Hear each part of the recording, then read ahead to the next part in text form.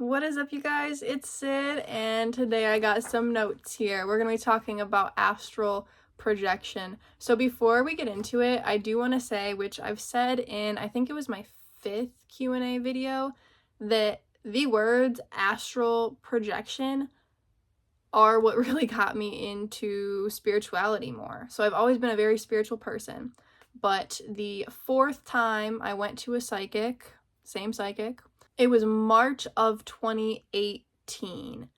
And you guys, that was literally 1 year before I started my YouTube and posted my first YouTube video.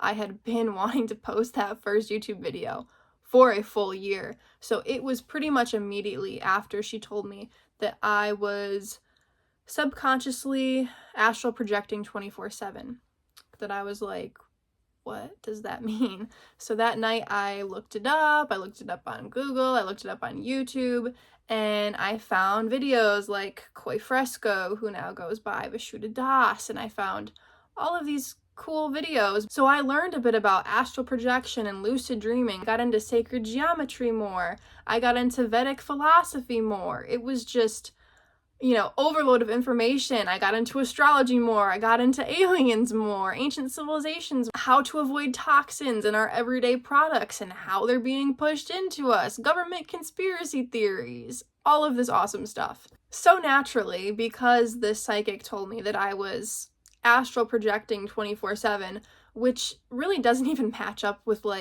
the definition of astral projecting. It kind of does. I feel like I know what she means, but when most people think of astral projecting, they think of your soul, your mind and awareness leaving your body for a bit, and you have this astral umbilical cord attached to your physical body. It's your physical body being asleep, staying where it is, and your mind traveling somewhere else. Usually people just go around their bedroom or their neighborhood, but once you kind of have this down path more, you can go further out, you can go wherever you want. It's similar to remote viewing, however, remote viewing is more so you're in your body and then you're viewing this other place, but astral traveling is more so it feels like you are in this astral body going to this other place. It's also similar to lucid dreaming, but lucid dreaming is just being aware that you're dreaming and being able to control your dream. Astral projection is really in between lucid dreaming and remote viewing, in my opinion. It's kind of like what's in the middle of the two. Astral projecting, like I said, is going somewhere in your astral body. So naturally, I tried to astral project just about every day and night ever since I heard that information. One of the first things I researched was astral projection and the methods of how to do it. I actually just freshened up on my research, hence the notes, because there's different information available on the internet now. When I first was looking at methods to astral project, there was really 3 methods that I remember. Still kind of the same 3 methods that are being used now, except there's a little bit more added on to them, or they're twisting one of the methods or meshing 2 together. We're going to go through my notes and I'm going to explain all of them, but I will say the 3 main methods that I remember when I heard about astral projection in 2018 was the rope method. Like I said, we'll talk about it in depth in a second, but basically you pull this rope to get out of your body, this astral rope with your astral hands. The second way is to roll out of your body, picture your astral body kind of rocking out of your physical body until you pop out. And then the third way is more of with your mind, kind of picturing it, just kind of being ready, counting down, and then boom, popping out of your body like that. None of those methods ever worked for me. I do believe I've astral projected 2 times that I can really say. And even both of those 2 times, it's I wasn't trying to astral project, so I'm does this even count? But I've talked about the 2 times I've astral projected in other YouTube videos. Maybe I'll leave them linked in the description of this video, the ones that I can remember. And both of these experiences actually happened really close together. Off the top of my head, I couldn't tell you which one happened first, but I do believe it was when I astral traveled to like this inner earth cave system and met somebody. This was right after I was done with high school. I was done taking my classes. We didn't have the graduation ceremony for a few months later because I graduated a bit early, but I remember my best friend was still going to school. She's a couple years younger than me, so I had just driven her to school. Actually, honorable mention, this piece of artwork, this like alien girl with the constellations on her, my friend made that, the friend I'm talking about right now. So anyways, I went home, laid down, and was kind of debating whether or not I was going to fall asleep because I was still tired. So I was laying like flat on my back, I feel like. Maybe I was on my left side at one point and then my back, maybe a mixture of both. I was just kind of laying down. My head was pretty clear, didn't have many thoughts going on, so I was just letting whatever was going to come through. And I remember seeing this big key shape.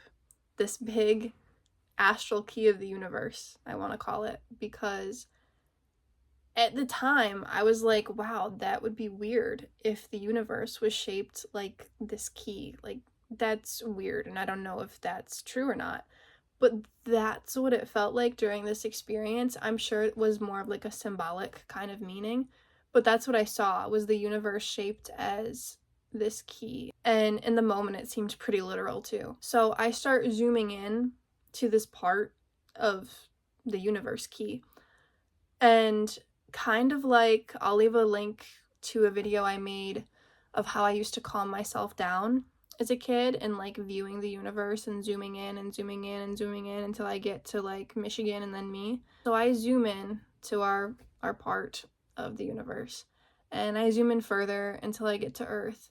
And then I'm going around Earth like a hoverboard. It was like a sphere when I saw it in this experience. And now I've questioned that more. I have a video on, well, for one, I have a video on the shape of the Earth, but then also I have a video on how stars could be Horcruxes and how if the Earth is flat, it would still make sense, these alien races and whatnot, because of the fact that stars could be Horcruxes, like Harry Potter.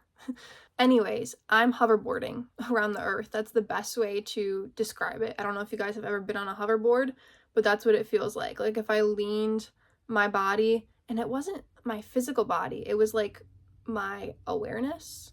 Like if I leaned forward, it would go forward. If I leaned a bit more, it would go quicker. I could, go backwards, pivot, go the other way, etc. So I was controlling this. It took me a minute to learn how to control the speed and the direction of this, but it was a pretty quick thing to learn. So anyways, I wonder, after going around this way and around that way to see different climates, because I was curious, I wondered what would happen if I went straight down inside. So I did. I went down through the water to the crust. Could go where there was lava, but I was like, better not.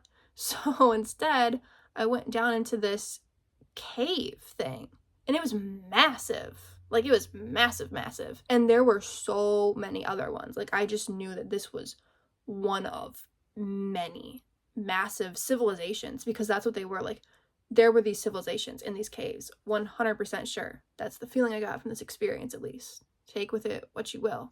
So anyways, I come to this cave. Clearly, people live here. Like, hundreds, if not a couple thousand people live here. Some caves were bigger than this one, and some caves were smaller than this one too. I also got that vibe and understanding.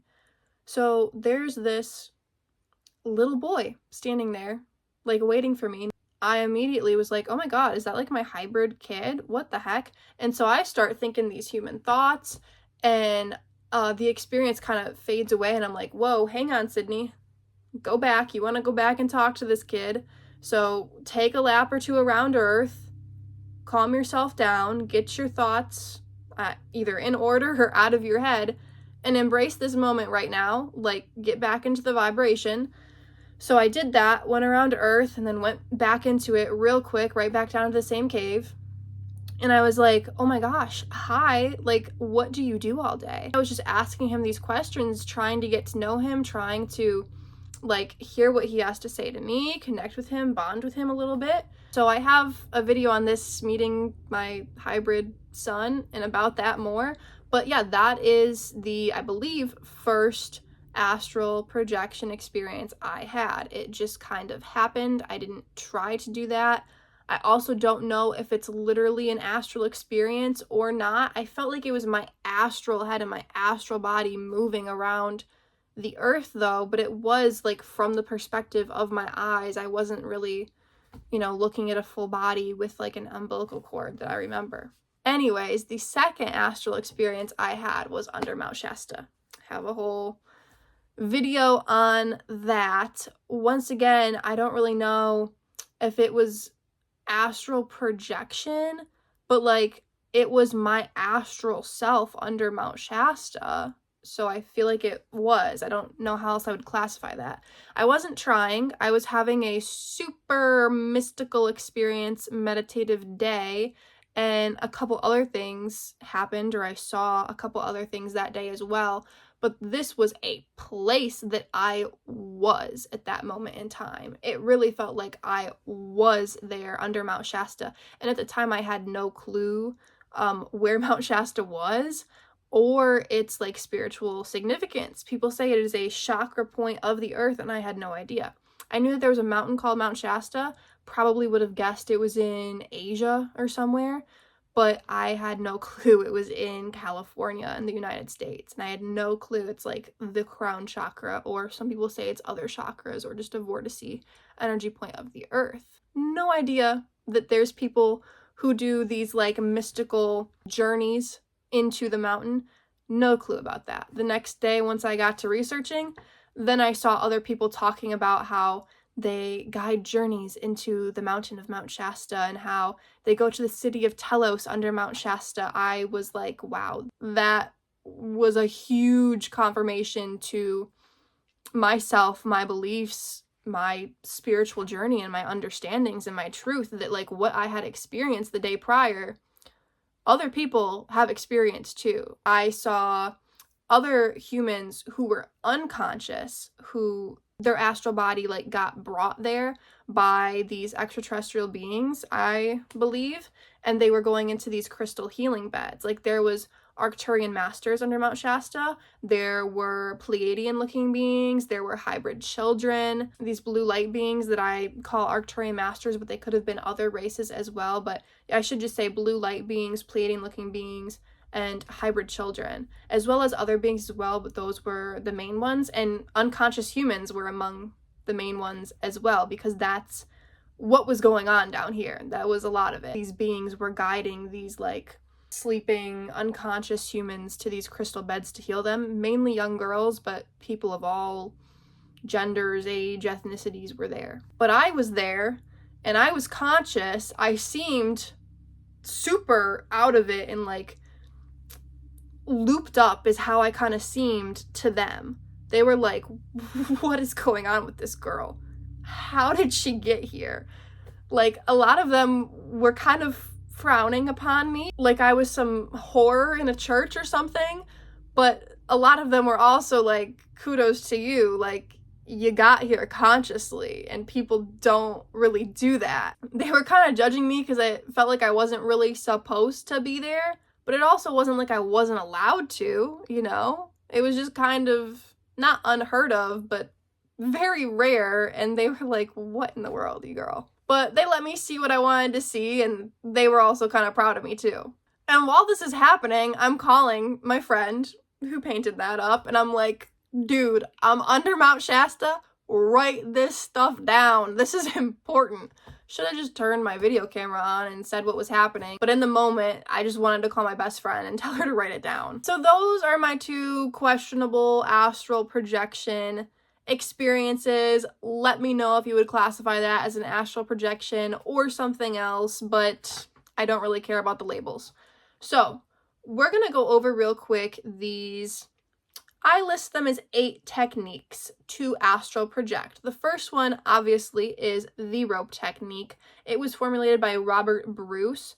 So you lay down flat on your back on a bed, and a good tip is like to take the pillow away, so there's no pillow under you. You can have your head on a pillow. It's not a big deal, but it just might help you avoid falling asleep and instead go into this meditative, hypnotic kind of trance-like state. Because for all of these techniques, this is the first step, laying down flat on your back, probably on a bed or wherever you feel called to do so. I would say use your intuition, listen to yourself, you know yourself best, and that is always the best way to do anything, is how you feel the need to do it, okay? Like, you are an intuitive being, trust yourself and your abilities. So you can do no pillow if you want.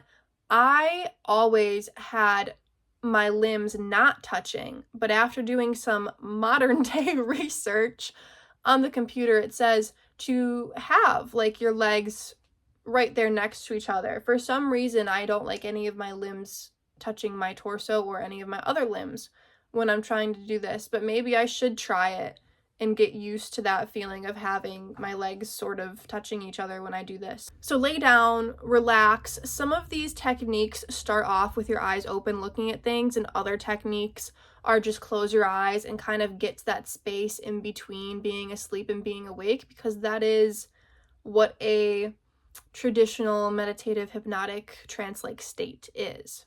So then for this rope technique, you envision this like imaginary or kind of astral rope in front of you, coming like from your ceiling or something. And then you envision your astral body's hands grabbing the rope, pulling yourself up this rope, hand over hand over hand. And it's supposed to feel like you're getting closer to getting out of your body. I've tried this technique many times. I personally have never had any success with it. Let me know your success stories if you have. So you pull this rope, pull yourself up, hand over hand over hand. You're gonna feel your body get tingly. You're gonna feel these weird sensations. You keep pulling the rope, and then you're supposed to eventually like pull yourself and pop astrally out of your physical body. The second technique is the rollout method, which now is being called the hammock method, because that is one way you can visualize yourself kind of rocking back and forth. I remember when I was looking this up, people would envision themselves rocking this way, rocking that way, and keep picking up the pace with it and keep doing it more dramatically until you had a full-blown roll and you got out of your body. And some people say if you like visualize a point like directly in front of you, that makes it easier for you to see how dramatic of a change the roll is. But for some people that might kind of keep their focus there when their focus should be trying to get out of their body. So it depends on the person. If you think that'll help you, cool. If not, cool. Or you can envision yourself like rocking in a hammock, and then I don't know if eventually you just like roll out of the hammock, or if eventually you just keep rocking and it's this like awesome meditative kind of experience, and then you just kind of shoot out of your body. But however you want to envision it really is how it's going to work for you. I also just kind of intuitively came up with this thing where you could envision yourself rocking or shaking and vibrating to the point of popping out of your body. I felt like that kind of went in that category. The third way is the Monroe technique, formulated by Robert Monroe, who is very big into this astral projection community. So he says to close your eyes, look at like the blackness in front of you of your eyelids, and then you stay in this meditative trance-like hypnotic state for a while. Just like close your eyes but keep looking at that blackness. You're going to start to feel tingly and floaty, and then eventually you can roll out of your body and into your astral body. The fourth way is to watch yourself go to sleep. So you let your body sleep while your mind is awake. It's the same thing as all of these other methods at first, but you like picture yourself floating and you focus on that. I feel like number 5, floating by the ceiling, picturing your body in detail, is basically like an extension of that method. So this one, you're supposed to keep your eyes open, stare at the ceiling, and really get a good visual of your ceiling, and then you close your eyes, really visualize that ceiling, and then visualize your astral body that looks just like your physical body, but astral form. Visualize your body floating by your ceiling, like in great detail. Exactly what your body looks like. Very realistic. Visualize all of your chakra points, having them all be cleared and aligned. This is just great. Even if you can't get out of your body and into your astral body, like, this is a great exercise to do regardless, to help clear any blockages within your energies, within your chakras. You just kind of visualize your body in detail by your ceiling until you inevitably switch your consciousness fully to that one. And then you can travel where you wish. Number 6 is like really cool, and I'm excited to try this one out, you guys. It's the displaced awareness technique. So I don't think I've heard of this one before, but it makes sense. So you close your eyes and imagine yourself, your astral body, rotating 180 degrees. So your head's over here on this side. You visualize yourself, your astral body, turning and going to that side. And then you view your room in detail with your eyes closed from this perspective over here, like opposite of you. And I feel like you can do this in different positions. You could feel yourself 90 degrees different. You know, you could visualize yourself 90 degrees the other way different. Doesn't really matter the degree, I don't think, but it's just about changing your position, okay? Displaced awareness. And then that can kind of shoot you into this astral body experience. Once you're visualizing things from this other perspective, it's very similar to having your perspective be floating, but in that, people usually focus on their body in that position floating, which, I mean, is kind of the same thing, like if you're focusing on your ceiling and stuff. But you guys get what I mean when I say that with the floating technique, people visualize their body as they're floating, but with this displaced awareness technique, you see the room from this other place where your body is not looking at the room from. Number 7 is really simple. I've tried to do this one, and I feel like I end up kind of having lucid dreams when I end up doing this one because I end up falling asleep. But you visualize yourself walking around your house, walking around your neighborhood, but you do it in like great detail. Like you visualize yourself, your astral body, getting up from your bed, walking out your room, walking around your house in great detail, like you're really doing it.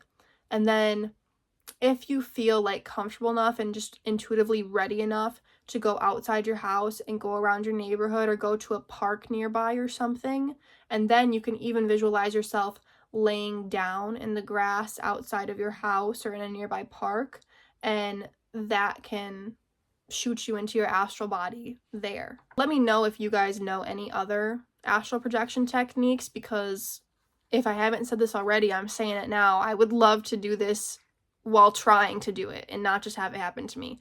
I would love to successfully try and accomplish this one night. So let me know what works for you guys. But the last one we're going to talk about, number 8, is to turn a lucid dream into an astral projection. So this takes like repetition of affirmation and just knowing that I'm going to lucid dream tonight. I feel like that's kind of step number 1, is like, tonight I'm going to have a lucid dream. I'm so good at lucid dreaming. I lucid dream all the time. Really get yourself into that habit of knowing that that is your reality, that you can go anywhere you want in your dreams. You can control your dreams. I'm going to do another video, like I said, in the near future on how to lucid dream and just kind of the different types of dreams in general, maybe. I'll leave the link to that video in the description of this video because I think I'm going to do it like next week or in 2 weeks. So while you're in this lucid dream, some people say you can like jump off of a tall building or something or fall backwards and then just shift your awareness into an astral projection, but that sounds kind of complicated. I feel like if you're going to use this method, you're already very intuitive and in tune. So however you feel like you can turn that lucid dream into an astral projection, try doing that. you are safe while you're astral projecting. You are protected. You can visualize protection around you if you ever need to. I would recommend doing this before you actually start one of these techniques like the rope method, etc. Is I would visualize protection around you. I have a couple videos on how to visualize protection around you as well. I'll leave those linked in the description of this video.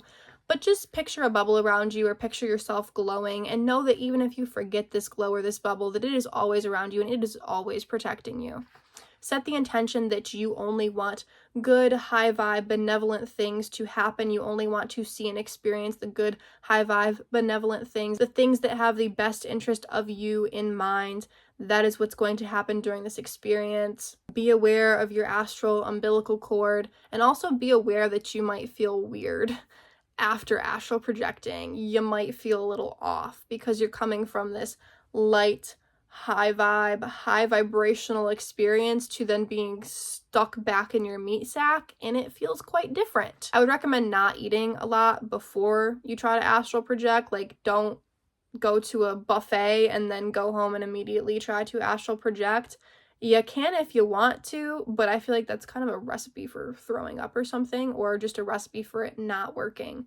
You're supposed to consume good organic fruits, vegetables, very light, electric kind of foods before doing this, or fast. That can really enhance experiences as well. Like I said, I literally haven't astral projected while trying. Apparently I'm doing it 24/7 unconsciously, but I feel like that's more of a parallel life or constantly remote viewing vibe that she's picking up on. Not really astral projecting, but similar. Let me know what you guys think though. Thank you so much for watching this video. I really appreciate you guys. Peace out.